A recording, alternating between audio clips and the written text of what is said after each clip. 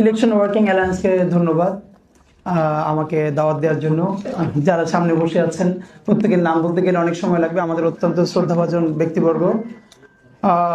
যেহেতু election working alliance নাম শুনে বোঝা যাচ্ছে যে ওনারা অনেকগুলো স্টেক হোল্ডার এখানে একসাথে একটা ভালো মুভ করবার চেষ্টা করবেন। তো আমার মনে হয় যে আপা যেটা সিসি ক্যামেরার কথা একটু আগে বলেছেন, গত একটা প্রোগ্রামে আমি সিসি ক্যামেরার কথা বলে তো এটা প্রচুর জায়গায় বিভিন্ন আলাপ হয়েছে।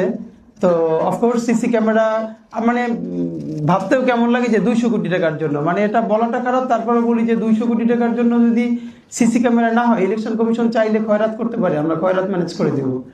এই খয়রাতটা আমরা খারাপ অর্থে বলি না, বৃহত্তর বরিশালে দান সৎকারে খয়রাত বলে। আরবি খয়রাত কল্যাণ কামনা থেকে আসছে, আমরা যারা ভিক্ষাবৃত্তি বলি।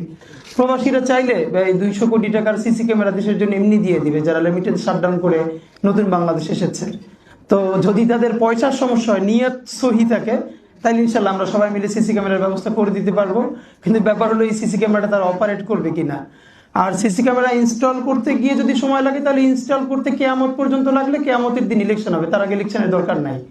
মানে ব্যাপার হলো আপনি আবারও একটা ত্রুটিপূর্ণ নির্বাচন করবেন এবং সেই নির্বাচনে আপনি কারো না কারো সুবিধা দিয়ে পরবর্তীতে বয়স 70 হয়ে যাওয়ার পরেও সাবেক সচিব আপনি আবার একটা চুক্তিভিত্তিক নিয়োগে একটা প্রতিষ্ঠানের প্রধান হবেন, এই হলো ধান্দা।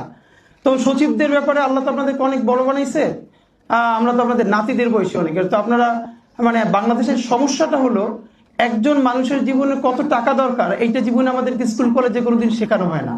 মানে কয় টাকা দরকার, আমাদের বড়লোক হইতে হবে, কিন্তু আমাদের ঠিক কতটুকুন টাকা হইলে একটা ভালো লাইফ লিড করা যাবে, সেই টাকাটা ঠিক মতো খরচ করা যাবে, এইটা আমাদের শেখানো হয় না।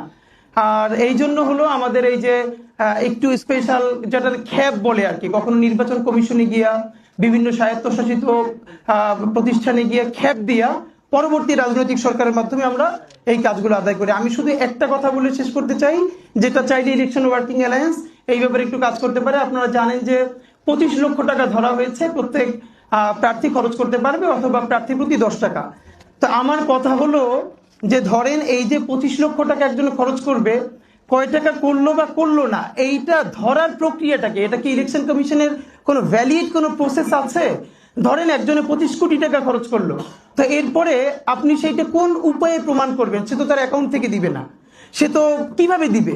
এরপরে ধরেন আপনি প্রমাণ করলেন যে না, সে টাকা খরচ করেছে, এরপর কি আপনি তার এমপি পদ বাতিল করতে পারবেন?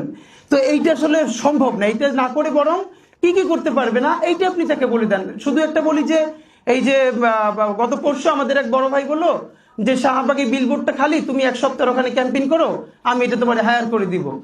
এরপরে শাহবাগ তো দূরের কথা, ঢাকা 8-এর মধ্যে যতগুলো বিলবোর্ড আছে আমরা গিয়ে গিয়ে ফোন দিচ্ছি, বলে এটা তো একজন বড় প্রার্থী অনেক আগে থেকে বুকিং দিয়ে দিচ্ছেন, তিনি পেও করতেছেন কিন্তু বিজ্ঞাপনও দিচ্ছেন না, যেদিন লাগবে সেদিন বিজ্ঞাপন দিবে। মানে খুব আনন্দ যে একটা আমরা মানে বিলবোর্ড আমরা দিতেও পারবো না, কিন্তু অন্য কেউ সবগুলো বুকিং করে রাখছে আরো 1 মাস আগে থেকে। তো ইলেকশন কমিশন এটাকে ঠিক কোন প্রসেসের মধ্যে দিয়ে ধরবে? তা আমি ইলেকশন ওয়ার্কিং ফোর্সকে প্লিজ রিকোয়েস্ট করি যে এইটাকে নিয়ে যে আসলে টাকার লিমিটেশন না, যে বরং এটা কোন প্রক্রিয়ার মধ্যে দিয়ে ধরা যায়।